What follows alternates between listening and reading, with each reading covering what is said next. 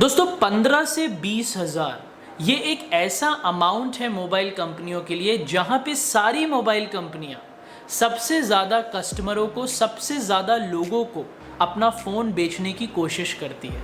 क्योंकि 15 से 20 हज़ार रुपए के जो मोबाइल फ़ोन है उसे एक नॉर्मल आदमी, एक आम आदमी, एक मिडिल क्लास आदमी, अमीर आदमी तो खैर कुछ भी खरीद सकता है, लेकिन हर इंसान 15 से 20 हज़ार रुपये का फ़ोन लेने का सोच सकता है। अगर ले नहीं सकता तो एक सपना ज़रूर ले सकता है कि 15 से 20 हज़ार रुपये जब मैं इकट्ठे करूं तो मैं एक अच्छा फ़ोन लूँगा। तो आज इस वीडियो में मैं आपको यही बताऊंगा कि अगर आपके पास 15 से 20 हज़ार इकट्ठे हो गए या इस रेंज में अगर आप एक फ़ोन लेने का सोच रहे हो तो आपको कौन सा फ़ोन लेना चाहिए और कौन सा फ़ोन अभी मार्केट में अवेलेबल है। अब दोस्तों, जब भी हम स्मार्टफोन लेने जाते हैं मार्केट में तो सबसे पहले हमारे दिमाग में एक ही चीज़ आती है कि हमें अपने स्मार्टफोन में सबसे लेटेस्ट और सबसे नए फीचर्स मिल जाए। लेकिन जब हमारे पास एक बजट होता है, जैसे अभी हमारे पास 15 से 20 हज़ार रुपये का बजट है और इसी में सबसे अच्छे फ़ोन सेलेक्ट करने हैं, तब हमें बहुत सोचना पड़ता है कि कौन से फीचर्स हम अपने स्मार्टफोन में लें और कौन से फीचर्स को छोड़ दें। तो जब मैं ये लिस्ट बना रहा था स्मार्टफोन्स की आपको बताने के लिए इस पर्टिकुलर बजट, इस प्राइस रेंज में, तो मैंने ये सोचा कि ऐसे कौन से फीचर्स हैं जो सबके लिए ज़रूरी हैं, ऐसे कौन से फीचर्स हैं जो मेजॉरिटी लोगों को चाहिए अपने स्मार्टफोन में इस पर्टिकुलर प्राइस रेंज में।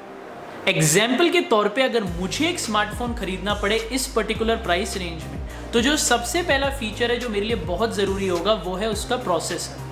अगर प्रोसेसर अच्छा होगा तो मैं बहुत सारी एप्लीकेशंस को अपने फ़ोन पे इस्तेमाल कर पाऊंगा, मैं गेम्स खेल पाऊंगा, और अगर प्रोसेसर की स्पीड अच्छी होगी तो वो मेरे एप्लीकेशंस के यूजेज के लोड को स्मार्टफोन पे कंट्रोल कर पाएगी। उसके बाद अगला फीचर जो मैं अपने फ़ोन पे ज़रूर देखूंगा वो है उसकी बैटरी कैपेसिटी एक अच्छे चार्जर के साथ। अच्छा चार्जर होगा तो वो बैटरी को जल्दी चार्ज करेगा, मेरा टाइम वेस्ट नहीं होगा अगर मैं बहुत बिजी हूँ अपने जीवन में, और अगर अच्छी बैटरी कैपेसिटी होगी तो मेरे स्मार्टफोन की लाइफ स्पैन बहुत लंबी होगी और मुझे अपने फ़ोन को फेंकना नहीं पड़ेगा, नया फ़ोन जल्दी नहीं खरीदना पड़ेगा। उसके बाद दोस्तों, जो अगला इंपॉर्टेंट फीचर मेरे लिए बहुत ज़रूरी होगा एक स्मार्टफोन खरीदने से पहले वो है उसका डिज़ाइन और उसकी स्क्रीन क्वालिटी। एक बात तो आपको माननी पड़ेगी कि जब भी हम एक स्मार्टफोन लेते हैं हमारा थोड़ा सा शो ऑफ करने का दिल तो ज़रूर करता है। जब भी कोई आपका दोस्त आपके स्मार्टफोन की तारीफ़ करता है तो मज़ा तो बड़ा आता है। तो अगर एक अच्छा डिज़ाइन होगा, एक खूबसूरत फ़ोन होगा, तो आपको बहुत गर्व होता है कि आपने जो फ़ोन खरीदा बात है उसमें। और उसके बाद स्क्रीन क्वालिटी अच्छी होगी तो फ़ोन को यूज़ करने में, उसको इस्तेमाल करने में अपनी उंगलियों के साथ बड़ा मज़ा आता है। और फाइनली दोस्तों, एक ऐसा फीचर जो हम सब ज़रूर देखेंगे एक स्मार्टफोन खरीदने से पहले वो है फ़ोन में एक अच्छा कैमरा, एक अच्छा फ्रंट फेसिंग कैमरा, अच्छी सेल्फीज़ लेने के लिए, और बैक साइड पे अच्छा कैमरा सेटअप, अच्छे वीडियो फीचर्स के साथ ट्रैवलिंग की पिक्चर्स लेने के लिए, या आप अपने दोस्तों के साथ कहीं लंच डिनर पे जाते हो, पार्टीज़ में जाते हो, उन सब मेमोरीज़ की फ़ोटोज़ लेने के लिए।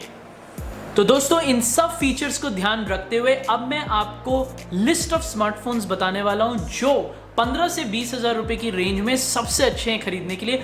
और अगर आप इनमें से कोई भी स्मार्टफोन को खरीदना चाहते हो तो उन सब का लिंक डिस्क्रिप्शन पे है, लिंक पे क्लिक करो, जाके फ़ोन को खरीदो। तो दोस्तों, अगर हम बात करें उन स्मार्टफोन्स की जो सबसे अच्छे हैं इस वक्त पे मार्केट में लेने के लिए 15 से 20 हज़ार रुपये के बीच में, वैसे तो नॉन चाइनीज़ फ़ोन्स में आपको बताना चाहूँगा, लेकिन ऐसे कुछ चाइनीज़ फ़ोन्स भी हैं जिन्होंने इस वक्त पे मार्केट में अपना बहुत नाम कर रखा है। तो मेरी लिस्ट में 2-3 स्मार्टफोन्स चाइनीज़ भी हैं। अगर आपको अच्छे लगें तो आप उनको भी परचेज़ कर सकते हो। सबसे पहले अगर हम बात करें कुछ स्मार्टफोन्स की तो मैं आपको 4 सैमसंग के ऐसे स्मार्टफोन्स बताऊंगा जो सैमसंग कंपनी ने इस साल लॉन्च करे हैं और जो 15 से 20 हज़ार रुपये के बजट में मिड रेंज में सबसे अच्छे स्मार्टफोन्स हैं। उनमें से सबसे पहला है सैमसंग गैलेक्सी M31s, उसके बाद है सैमसंग गैलेक्सी M31, उसके बाद है सैमसंग गैलेक्सी M21 और फाइनली सैमसंग गैलेक्सी A21। अब एक एक करके मैं हर स्मार्टफोन की बात करता हूं। तो शुरू करते हैं सैमसंग गैलेक्सी M31s से। गैलेक्सी M31s की अगर हम बात करें तो इस वक्त मार्केट में इस फ़ोन की कीमत 19,499 रुपये है। इसमें आपको 6 GB रैम, 128 GB की स्टोरेज कैपेसिटी मिलती है जिसको आप 512 GB तक बढ़ा सकते हो। 6000 मिली एम्पियर की लिथियम आयन बैटरी मिलती है 25 वाट फास्ट चार्जर के साथ। 6.5 इंचेस का super AMOLED infinity O display full HD screen के साथ मिलता है आपको इसमें। इस फोन में आपको क्वाड कैमरा सेटअप मिलता है बैक साइड में, जहां पे आपको 64 मेगापिक्सल का प्राइमरी कैमरा, 12 मेगापिक्सल का अल्ट्रा वाइड, 5 मेगापिक्सल का मैक्रो कैमरा, 5 मेगापिक्सल का डेप्थ सेंसर कैमरा मिलता है। फ्रंट फेसिंग सेल्फी कैमरा की बात करें तो 32 मेगापिक्सल का सेल्फी कैमरा मिलता है। और इस फोन में आपको Android 10 का ऑपरेटिंग सिस्टम मिलता है Exynos 9611 ऑक्टा-कोर प्रोसेसर के साथ। 1 साल की मैन्युफैक्चरर वारंटी मिलती है डेट ऑफ परचेज से डिवाइस की, और 6 महीने की मैन्युफैक्चरर वारंटी मिलती है डेट ऑफ परचेज से डिवाइस के एसेसरीज की। अगर आपके पास 19,499 रुपए हैं तो पूरी वीडियो देखने की जरूरत ही नहीं है, नीचे डिस्क्रिप्शन में लिंक है इस फोन का, जाके इस फोन को अभी खरीदो अगर आप 20,000 रुपए के नीचे के बजट का स्मार्टफोन लेना सोच रहे हो। बाकी लिस्ट के फोन्स को सुनने की जरूरत ही नहीं है, क्योंकि ये सबसे लेटेस्ट फोन है और सबसे अच्छा स्मार्टफोन है 15 से 20,000 रुपए की रेंज के लिए। बात करें अगर हम दूसरे स्मार्टफोन की अपने लिस्ट में, तो उसका नाम है Samsung Galaxy M31।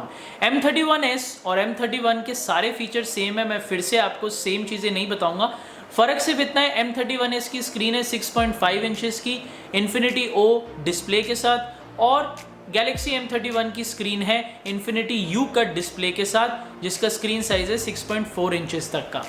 Galaxy M31s में आपको अल्ट्रा वाइड कैमरा 12 मेगापिक्सल का मिलता है बैक साइड में, जबकि Galaxy M31 में आपको 8 मेगापिक्सल का अल्ट्रा वाइड कैमरा मिलता है। बात करें अगर हम प्राइस की, तो M31s की कीमत 19,499 रुपए है, और 2,000 रुपए कम Galaxy M31s की कीमत है 17,500 रुपए। सारे सेम फीचर्स हैं M31s के, सिर्फ अल्ट्रा वाइड कैमरा अलग है और स्क्रीन साइज थोड़ा कम है। तो अगर आप 2,000 रुपए कम का फोन लेने का सोच रहे हो M31s से, तो Galaxy M31 भी आप ले सकते हो, बहुत ही अच्छा फोन है।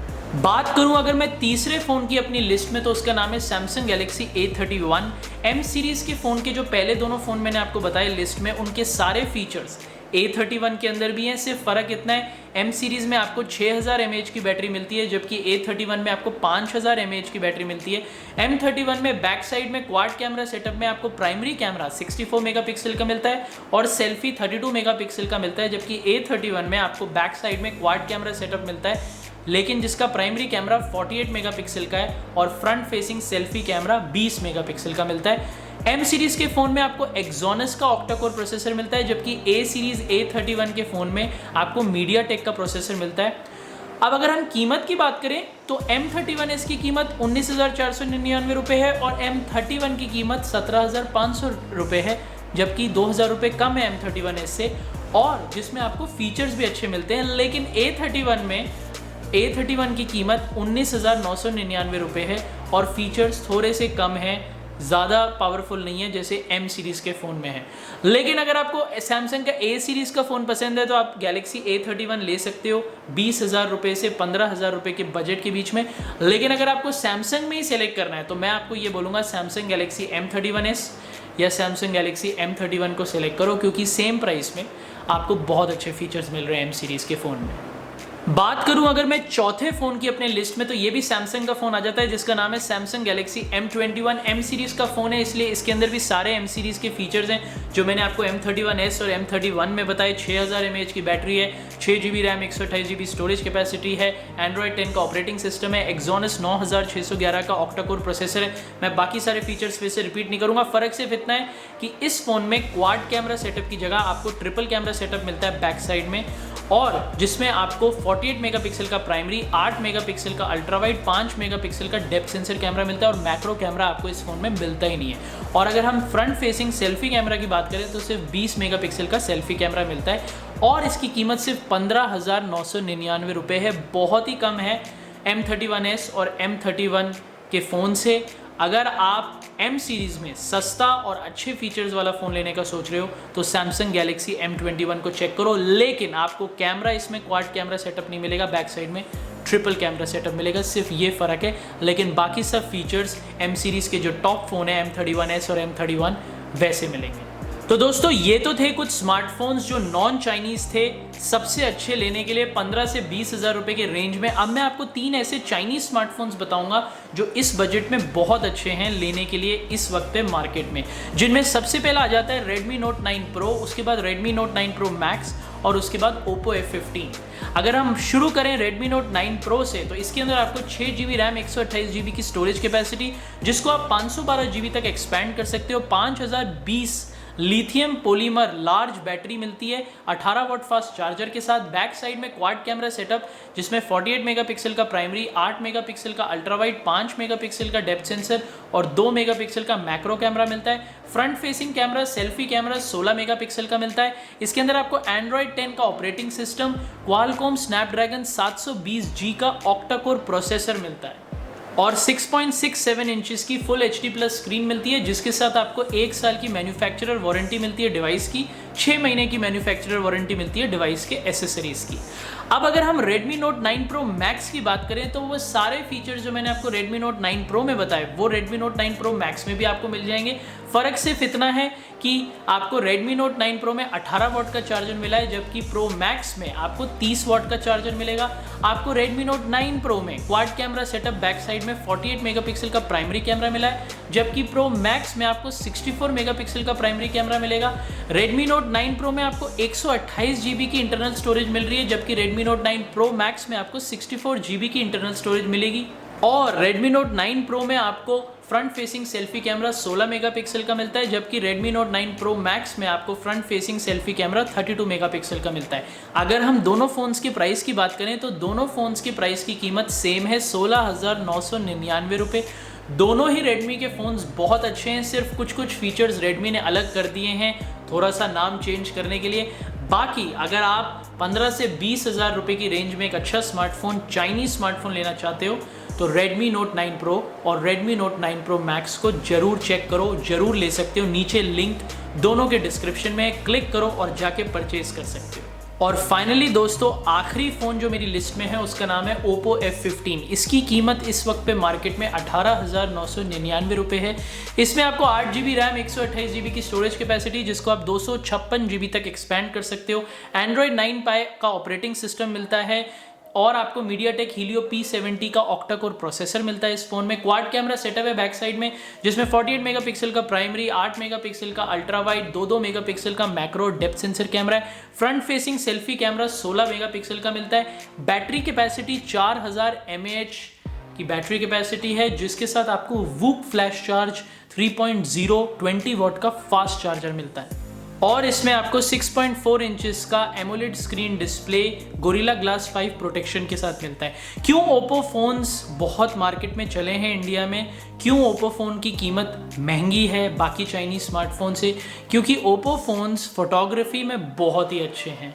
अगर हम इसी ओप्पो F15 की बात करें, तो इसमें कुछ ऐसे बहुत सारे फोटोग्राफी फीचर्स हैं जो आपको बाकी चाइनीज़ स्मार्टफोन्स में नहीं मिलेंगे और बाकी नॉन चाइनीज़ स्मार्टफोन्स में भी हो सकता है अभी ना मिले।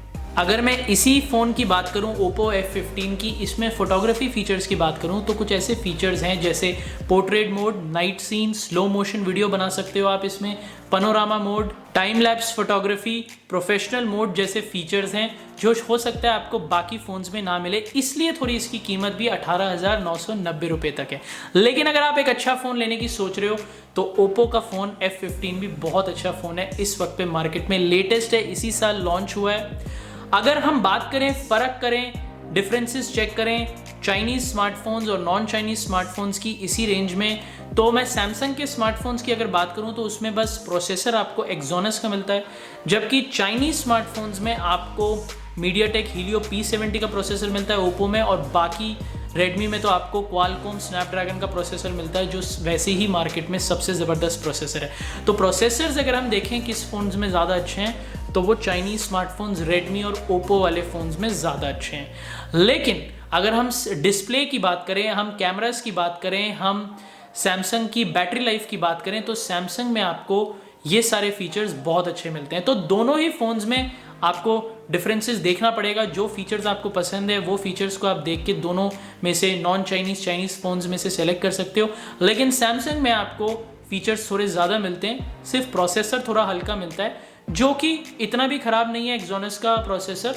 अगर आप नॉर्मल गेमिंग खेलते हो, नॉर्मल फ़ोन को यूज़ करते हो तो भी बहुत काम आ जाएगा। तो दोस्तों बस आज की वीडियो के लिए इतना ही। यही थी मेरी लिस्ट सारे स्मार्टफोन्स की 15 से 20 हज़ार की रेंज में, जो इस वक्त पे मार्केट में लेने के लिए सबसे ज़बरदस्त हैं, सबसे अच्छे हैं, चाइनीज़ और नॉन चाइनीज़। अगर आपको ये वीडियो अच्छी लगे तो नीचे लाइक का बटन दबाना मत भूलना। आपका अगर कोई दोस्त है जो 15 से 20 हज़ार की रेंज का स्मार्टफोन ढूंढ रहा है तो उसके साथ ये वीडियो शेयर करना मत भूलना। आप कौन सा स्मार्टफोन लोगे मेरी लिस्ट में से, या फिर अगर आपकी अपनी कोई लिस्ट है इसी पर्टिकुलर रेंज में, इसी पर्टिकुलर बजट में, तो नीचे मुझे कमेंट्स में ज़रूर बताना कौन से फीचर्स आप देखते हो स्मार्टफोन में, कौन से फीचर्स आपके लिए बहुत ज़रूरी हैं, वो भी मुझे कमेंट्स में ज़रूर बताना। अगर आपको मेरी वीडियोस देखना पसंद है तो सब्सक्राइब का बटन ज़रूर दबा देना, और वीडियोज़ आपको मैं बनाता रहूँगा, भेजता रहूँगा। साथ में एक बेल आइकन है, उसको भी दबा देना, ताकि जब भी मेरी कोई वीडियो रिलीज होएगी सबसे पहले आप ही को नोटिफिकेशन भेजेगा यूट्यूब। अब मैं आपको अगली वीडियो में मिलूंगा, तब तक के लिए बाय बाय।